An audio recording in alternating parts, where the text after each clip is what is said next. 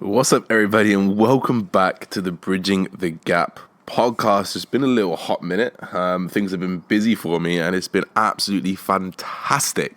So I thought I'd start this podcast off with a little life update, and then we'll move into some more specific stuff. Maybe I wanted to talk about the new IGTV, because that's cool, isn't it? Like that's pretty cool. That's something new, and it's completely different dynamic than we've ever seen before in social media.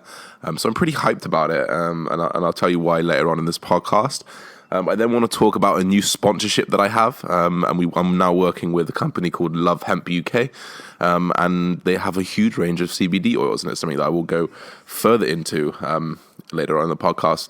But something that I'm super hyped about, and you guys will find out why. So first things first, where am I? I am in my back garden.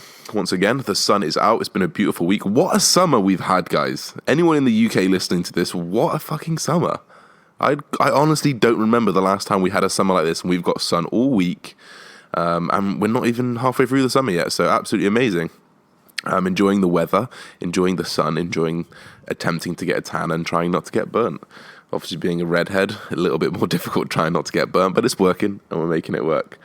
I'm currently sitting at 100 kilos, almost on the dot, give or take a couple hundred grams, day to day, training day to non-training day as food changes a little bit. So I float around between 100 kilos on the dot. I don't drop below that anymore, and I go up to about a maximum of 100.5, and I've pretty much found equilibrium there. I am eating 4,300 calories on training days. I end up at 650 grams of carbs, 240 grams of protein, and 70 grams of fat. Non-training days, I am eating 350 grams of carbs. Bring those carbs down just to adjust towards the glycotic demand difference, which just means how much energy we're expending. Of course, obviously not training, we're working out way less. We're expenditure gaining way less, therefore our requirement for energy is a little bit less, so I bring my carbs down. And then I'm doing 240 grams of protein, so that's just matchy, and then 100 grams of fat, so fat come up a little bit more, and I prioritize fats in the mornings rather than in the evenings on my training days. It pretty much gives me an average of about 4,000 calories a day, 4,100 calories a day, just about. So it's nothing crazy. The high days, the training days it is a lot of food, especially when I'm eating very, very clean foods. I'm eating whole food, single ingredient foods, guys. So this basically just means I'm eating chicken, I'm eating rice, I'm eating potato. They are very single ingredient foods. There's nothing processed about them. And the only processed food I really eat is cereal, and occasionally a cereal bar, like a Rice Krispie Square. One, because they're fucking naughty, and two, because they're very, very easy to get carbohydrates in with low fiber, which is what I'm aiming for at the moment, guys. Because as you guys know, most carbohydrates come with a fiber content. Now that fiber content tends to be, not always, what leads us to bloat, and essentially have that full feeling. And obviously, while calories are being pushed up and up and up, I need to be conscious of how much food I can put away. I'm going to be limited. I've said this before. I'm going to be limited by how much I can grow, by how much I can eat. So if I can't eat over what I'm eating now, I'm not going to grow much more than I am now, really, Don't get me wrong, I'm going to get stronger, I'll probably build more muscle, and I'll probably get denser, but it's not going to be optimized if I can really get into a surplus. I'm almost at maintenance now, because my body's upregulated, metabolism is upregulated, and has just it's just easy now. This is what my body's used to. So now something needs to change, and I expect when I check in with my coach on Sunday that we'll probably push up again, because weight came up last week, to account for the extra food, the extra water.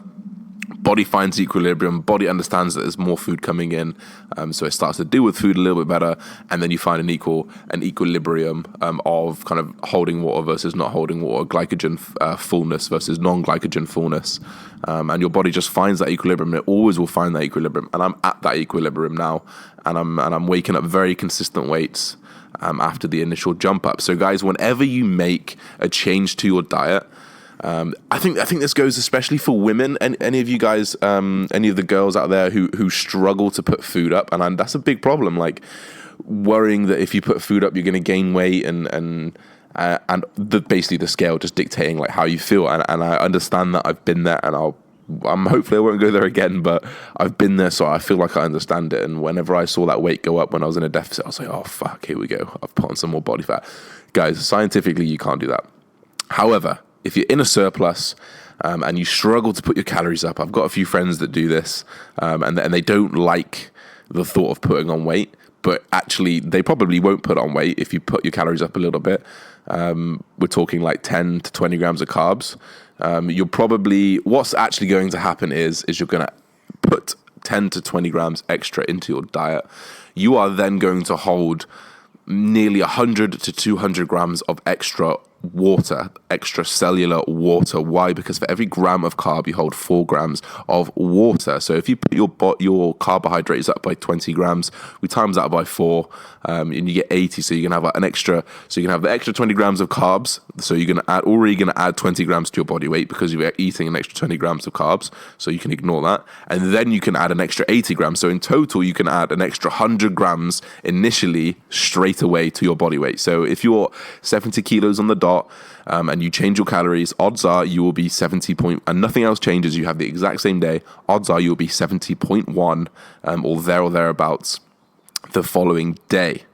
Now, this is something I try and drill into my clients. More so females. This isn't necessarily that all females are like this, of course not, but more so females have a problem with the scale and putting weight up. But I drill it into them, look, you're going to put on weight, you're going to put on weight. And then as soon as they hear you're going to put on weight, a little bit of panic sets in and says, I don't want to put on weight, I don't want to put on weight. It's fine. Like, it's all part of the process. You jump up initially just because the initial jump of food, your body's not used to it. It's a new stimulus. Body finds the equilibrium. Bodies are our adaptation machines. You've heard me say it on this podcast. You'll hear me say it again on this podcast. We are adaptation machines. So we just adapt so quick. More food, body upregulates and adapts. So if you ever hear about the broken metabolism, or someone there's no such thing as like a broken metabolism, because our metabolism is actually doing what it should be doing. And I think this is a good topic to talk about, actually. This is completely off the cuff. You guys know how we do this podcast, completely off the cuff. So, guys, broken metabolisms. I have a thyroid problem. I can't lose weight. I struggle to eat over 1,500 calories and not gain weight. If any of you guys have heard this, you do not have a broken metabolism. You have a fixed metabolism. You have a correct metabolism, because metabolism is adaptive. It will change as you bring things up.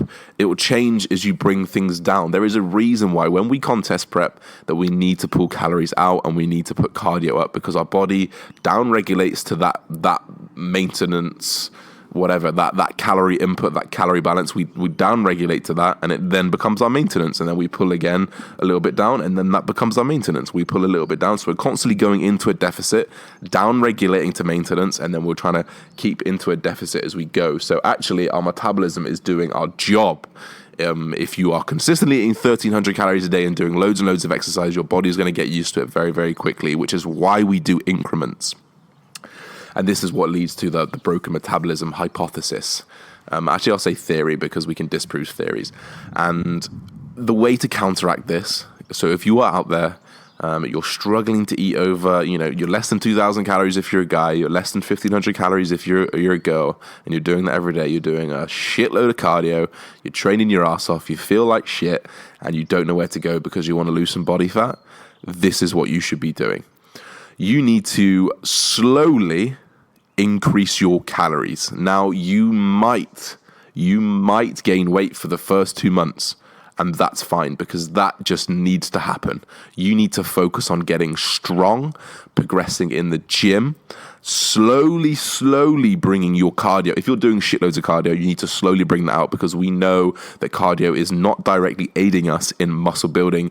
It is pretty much, it's catabolic. Like, there is no muscle building property to cardio, unless you've not done any cardio ever, and then you do some cardio, you're probably going to get a little bit of muscle gain from it. But if you're established and you've been doing cardio for a while, you're not getting any more benefit out of it. So we need to slowly bring that down, while placing our focus on training and everything around training, our nutrition around training, our just focus around training, and actually just dictating our lives towards training to focus on muscle building, because we know that building muscle builds metabolism. And then alongside that, if we push food up, we're talking slow. You know, the more someone cares about their weight, the more careful I would be with the push-ups and food, the less careful, the harsher I would be up. So let's take a random example for you guys to get the picture in your head. I've got a girl comes to me, she's eating 1,300 calories, she's doing 15,000 steps a day, and she's doing 6 days cardio a week, 30 minutes less, and she's feeling pretty rubbish. She's still pretty overweight, say she's 18 to 20% body fat, maybe a little bit more, and she wants to lose a bit of body fat. This is what I'm going to do with her. For one, I'm going to sit down and have a very, very serious conversation with her and explain that this is going to be a long process. It's not going to happen over 2 months, 3 months, 4 months, 5 months, 6 months, but in fact, it's going to happen over 6 months plus. So be patient. I always think, like, just hold your breath and just wait, because I promise you it's going to pay off. I was saying this on one of my IGTV episodes the other day. Like, just hold your breath and do it. Like, I promise you it's going to pay off. But this is what I'm doing. I'm going to put her on a very specific training program to her and what she wants to build on. I'm going to assess her volume. I'm going to assess her frequency. And I'm going to maximize this for her to grow. I'm then going to put her peri-workout nutrition, which is our pre, intra, and post-workout nutrition, to prioritize carbohydrates over fats. I'm then going to put her fats away from training. And I'm going to make sure her calories have been put up to about 1,500 initially. If she's on 1,300, that is, guys. So she's going to go straight to 1,500. I'm then going to pull out probably 2 sessions of cardio. I'm then going to say, train your bollocks off and just focus on getting stronger. What I say to people is always focus on the progression. So if you're losing weight, focus. It doesn't always work out, helpful for people. But when I'm trying to lose weight, and I'm trying to lose body weight, I can't help it. Like, I do get focused on the scale. If the scale's coming down, like, focus on that progression. Yes, I've hit a new low weight, and I'm making my way to my progression. And in opposite, yes, I'm putting on weight. I'm definitely adding muscle. But what you need to get away from, if you're in this scenario, fuck the weight. Ignore the weight. Focus on strength and focus on progression in the gym. Is your form getting better? Are you pushing more reps? Is your overall volume increasing over time? Is your strength getting stronger? Are you getting stronger? If you are, focus on that and ride that puppy and enjoy it, because you need to be shifting your progressive focus onto strength in the gym and building muscle. You need to ignore your body weight. You need to ignore your body fat, because I promise you, your body fat will change. I promise you, like, your body weight might go up, but you're going to feel better. You're going to get more curves. You're going to fill out a little bit more. Whereas before you were malnourished, which is the definition of, under-eating, malnourished, not being fully nourished. You're going to be flat, so your muscles aren't going to feel great against your skin. It's going to make you look a little bit fatter, and generally it's going to make you less poppy. Poppy, I put that in quotation marks. It's not really a term, but when we say you're full in bodybuilding, you're popping, and when you're flat, you're not popping. And then from there, guys, like 1,500 calories. Okay, you've already got 200 calories. Probably going to come from carbohydrates straight away. So you're going to feel the fullness. You're going to feel the strength. You should hopefully feel better about yourself and stronger and more alive and more active. And then from there, we take pictures. Every single week at the same time, in the same place, in the same circumstances, after the same amount of food and all that kind of stuff. And then we just go week by week and we slowly increment that food up. We're talking 10 to 20 grams of carbs, depending on weight, depending on how you feel. And if all the indicators are positive, the jump up is probably going to be bigger. If some of the indicators are positive and some aren't, the jump up's going to be a little bit smaller. But I guarantee positives. It's going to happen. And then we're going to slowly work that cardio down. We'll probably keep steps quite high, because we do need to keep some kind of good activity up. But we are now focusing on training, getting stronger, getting thicker, getting bigger. And then, like, that's just the process. You do that for a good old 4 or 5 months. Even longer, depending on what you're looking like. And then once you're up to 2,200 calories, which you will be, I promise you will be if you do this for long enough, you can then pull back down to 2,000 and you're going to start losing weight. You're going to actually build your metabolism up to be whatever, maintenance or in a slight surplus at 2,200 versus in a surplus at 1,500. You're now in a surplus at 2,200. You can then pull back down to 1,900 and then be pretty sound and to say that you're in a deficit, and then you can start losing body fat and you've got more muscle than you had before. So it's a win-win situation. So this is like the skinny fat protocol. I did this on my Instagram, actually. I posted on there, and I got a lot of interest into coaching. I'll be honest. Like, a lot of people messaged me straight away saying, "Can you coach me through this?"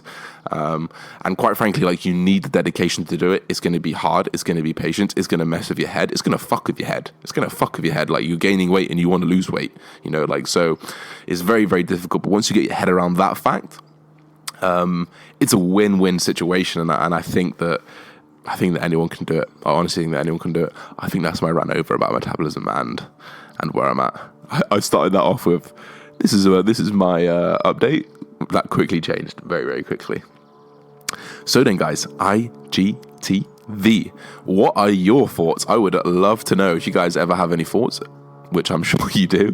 Instagram me, Josh Bridgman, at Josh Bridgman. I am now going to be posting on my IGTV, like, as much as I can, really. I don't want to oversaturate it. I want to find the right balance of amount of videos versus just putting content out for the sake of content. But the way I see IGTV is positive. Like, I really think it's a good move for Instagram and Facebook, because I'm pretty sure they're a separate entity to YouTube. But YouTube has dominated the video space for so long, and is the pain with YouTube has always been getting your audiences to go to YouTube, getting your Twitter, your Facebook, your Instagram followers to go to your YouTube channel, to subscribe and to watch your videos. I get 4,000, sometimes 5,000 people view my stories, and I'm only getting 2,500 to 3,000 views on my YouTube. So I'm missing out on almost 2,000 people that haven't necessarily subscribed to my video content on Instagram, on YouTube, but they have on Instagram, because my bigger audience, my 19,000 followers, are on Instagram versus my 8,000 on YouTube versus my 7,000 on Facebook. So my biggest audience is in Instagram. So now I don't need to worry about. Well, I still want to get people to my YouTube channel because I still think YouTube offers a good dynamic, but. Like, now I don't need to worry so much about trying to get as many people over to my YouTube. I don't need to mention it as often. Like, true people who enjoy YouTube will find me on YouTube, I feel. And people who enjoy those longer videos, because we have a 10-minute limit on IGTV, and prefer probably the better editing from me, not from other people. Like, I've seen some sick fucking IGTVs, and I just wish I could edit like that, but I can't. But, as soon as I can afford someone to edit for me like that, then I'm going to be doing that and investing into that, because it's just so much nicer to watch good editing versus some fucking potato filming on his iPhone, and just like a straight video, So for me, YouTube is going to offer way more like editing. It's going to, because I'm already like well versed in editing on my Final Cut Pro for wider videos, landscape videos almost, because that's how I've always filmed. So we've now got portrait videos. We watch it on our phones, like pretty much face up, which is pretty cool. We don't need to turn or anything. I don't know if that's just so different, isn't it? Like, it's just different. And we haven't had anything different for a while. I think the last thing that was sort of different is Instagram story. But again, that's very similar to Snapchat. But like, wow, guys, like, I've watched and listened to enough Gary Vee to know if one of the biggest companies in the world brings something new in social media, you need to get on it. Why? Because that boom might not happen. It might go up a little bit and flop completely. Like what's the example? Periscope boomed and then just absolutely flopped, because Instagram just basically invented a better one, which tends to be the case of these bigger companies. But like, if you can catch that boom and it carries on to boom, like, you're onto a winner, And then if you miss that boom and the boom's already like peaking, or it's close to peaking, and then you try to jump on the train, you've already missed the train, Get on the fucking next one. That's the fact of it, guys. I missed the YouTube boom. I missed the Instagram boom. I honestly believe, in the least arrogant way possible, I would be fucking killing it on YouTube and Instagram if I'd hit that boom when everyone was just into it. Everyone was just like, oh my god, YouTube, Instagram, fitness this, fitness that. Like, that's when it booms. Now it's boomed, it's peaked. Everyone kind of follows everyone, and now they're way more picky about who they follow versus like they need to see a few videos before they follow you, rather than like just watch one and then jump on board, because that's the new cool thing to do, is have subscribers and follow people. But yeah, like, I feel like if I hit that boom, it would have been cool. But here I am trying to catch this boom. And like, I made the video as soon as I heard IGTV was coming out. I made a video, and my boy TM Cycles actually made a video, and like, I was watching his video as I was uploading my video, and he literally says the same things as I said, and it was the weirdest shit ever. So my boy TM Cycles, I doubt you're listening, but if you are, shout out to you, because we literally said the exact same thing. We talked about Gary V, we talked about missing the boom, we talked about like, this is a new content avenue for our subscribers. It's another avenue for us to get our message out, and super quick. Like, for me, IGTV is super quick. I can take away my story time, which is like my expenditure gang thing, which I used to do all the time, but my stories just get so fucking long that people don't watch them. And it's that psychology of people clicking on you, seeing that you've got 30 snaps up there and thinking, oh my god, I can't bother to watch this, I just want quick information, you know. And some people love it, some people love the 30 snaps and they get on well with it, but some people just, quite frankly, don't get on with it. And for those people that don't get on with it, they can now go over to IGTV and just watch all of it in one go. And the people that do love it, they can also go over to IGTV and get the same thing that they've been getting. Also, like, I'm going to keep some of the stories up, so they're still going to get the best of both worlds, but it's just going to be less frequent on my story. This is the way it's planned out in my head. If it doesn't plan out like that, and it doesn't go that way, and things flop and things change and new features come out, which there's going to be so many new features coming out for IGTV soon, and I know that, then who knows where it's going to go. So it's pretty cool. Like, I'm excited. A new avenue of social media. I jumped straight on it. I'm going to bang out videos the way I can. So if any of you guys watch them, I appreciate it if you do. And just give me some feedback. Like, feedback is how we grow. Feedback is how we get better. I want to take over the world of you guys. So, you know, I'm not going to be able to do that on my own. So feedback.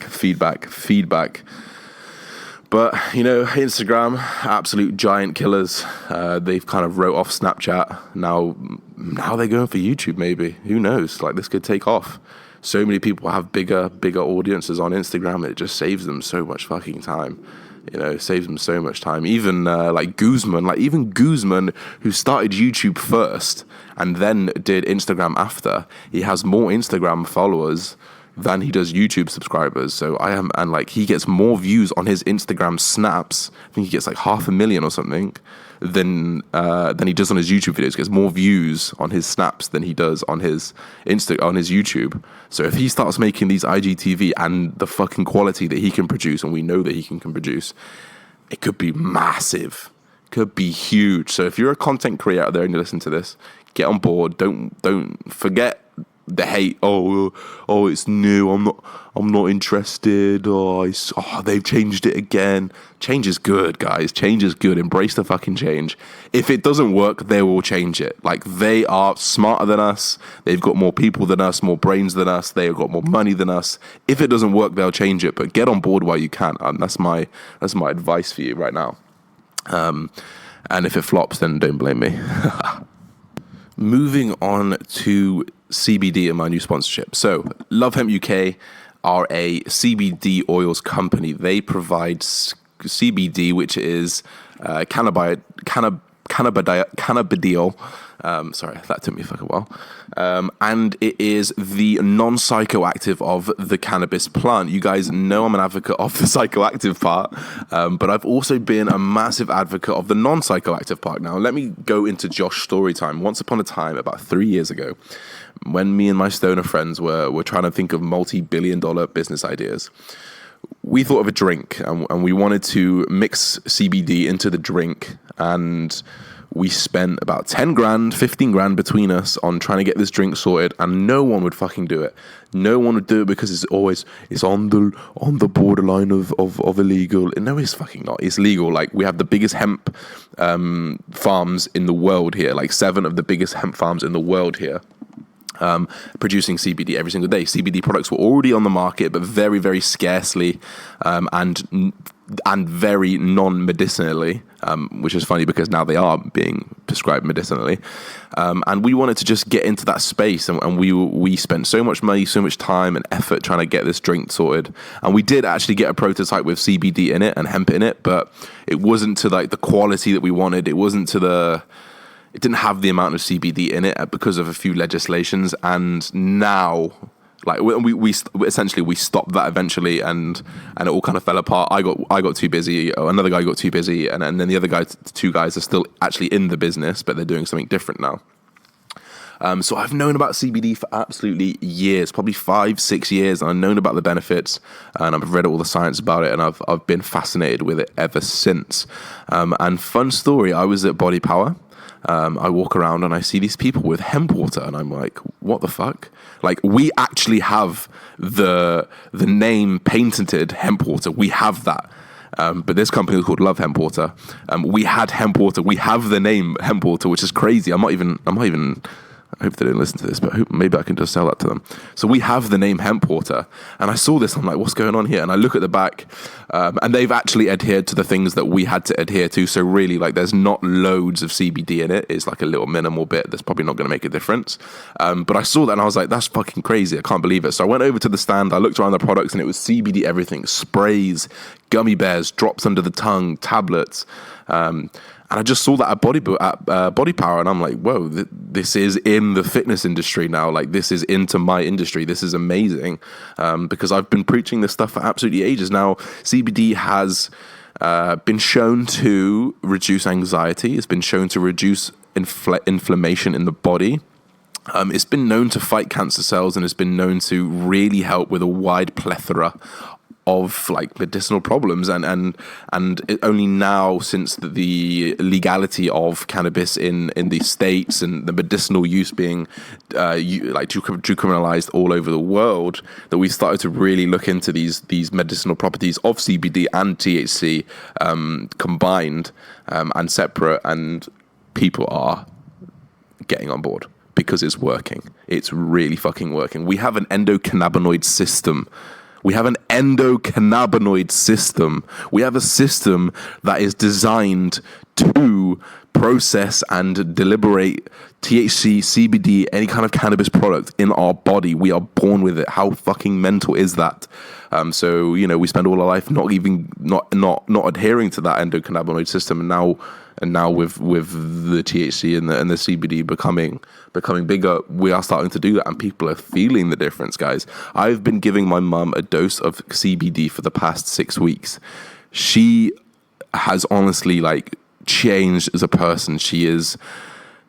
It's crazy. It's crazy. My mum, I love her to bits, and she is the nicest woman in the world, has just become even nicer, more open-minded. I don't know. Of course, you can't attribute this to CBD, but it's a coincidence for me that 6 weeks ago she started, and 6 weeks later we're having conversations which are leading to her changing her life. She's started training. She's supplementing all these things. She's feeling better. She's noticed that her golfer's elbow and tennis elbow that she has had for years and years and years and years and years is starting to feel better at 62 years old. It's quite mental, and her skin looks great. It's quite mental, guys. So I am more than happy to announce that I am now working with Love Hemp UK, something that I've believed in for fucking years. And you guys can use Josh20 on any of their products to get 20% off. You don't need to use it, whatever. Just, even if you just want to use CBD from another company, that's fine. But Love Hemp UK, you can get 20% off. And they're very, very good quality, very, very good company, honest company.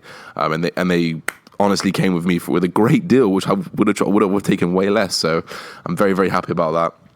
And I'm just so excited that cannabis is finally being opened up to the world. Guys, for those of you guys that don't know, I've never talked about this publicly other than on this podcast because it is illegal in the UK, but I don't think anyone's going to listen to this is going to kill me. But I have been smoking cannabis for 7 years now, pretty much every single day. And that's the first time I've ever said that. It's giving me a bit of anxiety right now. But that's just like, that's the real me, guys. Like, that's what I've done. I've always, obviously not going to do it publicly because I don't want to get arrested or anything, but I'm not an advocate of everyone that should do it. A lot of people just don't get on with it, and I've seen a lot of people that just don't get on with it. But I am also part of the bunch of people that have partaken in cannabis consumption, and it has changed my life for the better. And a lot of my friends, all who smoke, we all kind of found it at the same time. Yeah, at first it was all fun and games, but it's a part of our lives. It's a part of a lot of our lives, and some of us are businessmen, some of us are high up in business, some of us are self-employed, some of us are master's students. We are all successful, and we all consume cannabis, and I don't think any of them are going to stop ever unless something massive happens and whatever. But I honestly, like, from the bottom of my heart, it's changed my life, and for the better. But this is not go out and start smoking weed. So yeah, I'm going to leave that one there. Appreciate you guys for getting this far. It's time for some questions to talk to you guys. Let's do it. So the first question comes from Matt Newman, and the reason why I chose this is because I've had this question a lot, and to be quite honest, like, I don't have an answer for you, but podcast question: optimal volume for each muscle group per week, personal opinion. My personal opinion is it's very, very individual. Some people have genetic predispositions to fucking smash their chest and grow like fuck. Some people have the genetic predisposition to do 4 sets of chest a week and grow like fuck. I know my man TM Cycles, he can get away with like 6 or 7 sets a week on his chest, and he's got a very, very impressive chest. So genetic predisposition will inherently change the amount of volume that you can do. But here's the advice I'm going to give. Start with the lowest amount of volume that you possibly can and still get like very, very slight DOMs and feel like a workout. So for example, let's take your chest. Let's start off with 6 sets a week. Let's do 4 sets of heavy pressing, 2 sets of flies. From there, I want you to go up to 8. And from there, I want you to monitor all of your recovery. So how long are you sore after a workout? How long does it take you to fully recover? How much are you progressing on those 6 sets? If you're progressing loads, put the sets up. Go to 8. Ask yourself the same questions. Then go to 10. Ask yourself the same questions. Keep going up and up and up until one of the answers to the questions is, actually, I'm not improving as much as I used to. Actually, I'm not recovering as well as I used to. Actually, I'm still a little bit sore. Pull down the volume and you'll find something that's optimal for you. Now, our smaller muscles, arms, delts, maybe calves, can handle a little bit more volume. So I'd tend to start on the higher side, maybe 8 to 10 sets per week. And you do the same thing. And you work it up, you work it up, and you work it up. Guys, people always want the quick answer. How many sets should I do per week on this to grow? You got to find out yourself. You've got to put in the work. You've got to take down the feedback, and you've got to make the decision yourself. Amazing question. Tom Brosens, which places in the world do you want to travel, and where have you been already in the world? I am so fortunate to say that I've been to so many places in the world, 40, maybe 50 countries. Thankfully, like, thankfully is a bit harsh. I'm an only child, so sorry to any brother or sister I potentially may have had, but I am a only child. I had 2 when my parents were together. My mum was like a head of year at school, so she's earning decent money. My dad had a good kind of car job. He was in the car industry, consultancy. So he was earning a bit of money. So, as a household, we had a lot of input versus output. So we traveled like 3, 4, 5 times a year sometimes, and it was fucking amazing. So I'm so lucky to appreciate that, to see those things while I was younger, but I don't think I appreciated them like I would do now. Some of my favorite places in the world, Asia, like, that's just my jam. That's my vibe. Chilled. No one gives a shit. Eat loads of good food. Chill on the beach. That's what I like. I love the west coast of Cali. I lived there for 6 weeks one summer. Best place I've been was probably that. Like, the lifestyle I lived was just Oh, reminiscing, amazing. I want to go to Australasia, so kind of, I want to do Fiji, I want to do New Zealand, Australia, obviously, like, I've never been to that part of the world because it's so fucking far away. I love the Maldives, like, I love all that tranquil shit. It's nice to just see that crystal blue water, white sands, like, I'm into that, you know, but I'm also into culture. And I'd love to go to India. I'd love to go see Japan. I'd love to see cultures that are completely different to my own. And I've heard like places like Japan are fucking mental. Like they've just got like people walking around in cosplay like it's normal, you know? And apparently all this kind of stuff is just like completely normal. I want to go somewhere where what you do in everyday life is completely different to somewhere else. And like your culture, your standardized culture is just so different. And I want to go there and be like, what the fuck is that? Like, that's what I want to do. So good question. Thank you for asking.